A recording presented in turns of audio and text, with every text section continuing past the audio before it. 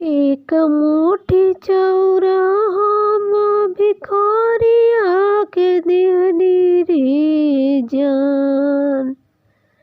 एक मुट्ठी चौरा हम भिखारिया के देहनी रे जान रे जान। देख ललकै बड़ा की पतोहिया रे जान रे जान। देख ललकै बड़ा की पतोहिया रे जान।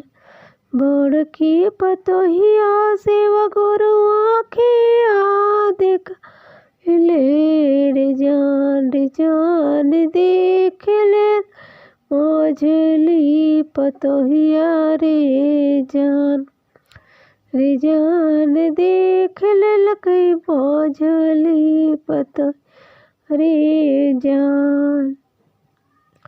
मझली पतोहिया शिव गुरु जोटा धरी गिरावे रे जान। मझली पतोहिया शिव गुरु जोटा धरी गिरावे रे जान रे जान। देख ललकै छोटा की पतोहिया रे जान रे जान। देख ललकै छोटा की पतोहिया रे जान। छोटकी पतोहिया शिव गुरु धरावा से निकाले हे जान। छोटकी पतोहिया शिव गुरु घरवा से निकाले रे जान रे जान। इहो बुढ़िया सब धन लुटैलस रे जान रे जान। इहो बुढ़िया सब धन लुटैलस रे जान। कंकड़ चुनी चुनी महला बनैनी रे जान रे जान। कंकड़ चुनी चुनी महला बनैनी रे जान रे जान। से हो महल से ढकेल निकाले रे जान। आनिर से हो महल से ढकेल निकाले रे जान।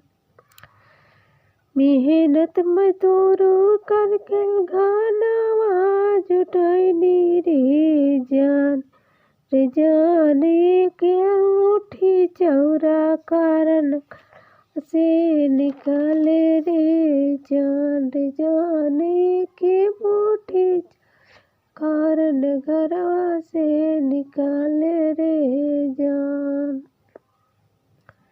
गुरु गुरु कही शिवा गुरु के बोलौनी रे जान। गुरु गुरु कही शिवा गुरु के बोलौनी रे जान रे जान। शिवा गुरु देहलन दर्शनवा रे जान। शिवा गुरु देहलन जरा अरे जान। जैसन करिहन शिष्या वैसन उहा पैहन रे जान। जैसन करिहन शिष्या वैसन उहा पैहन रे जान रे जान। चलो शिष्या तू सेवा करे जान जान। चलो शिष्या तू सेवा लो करे जान।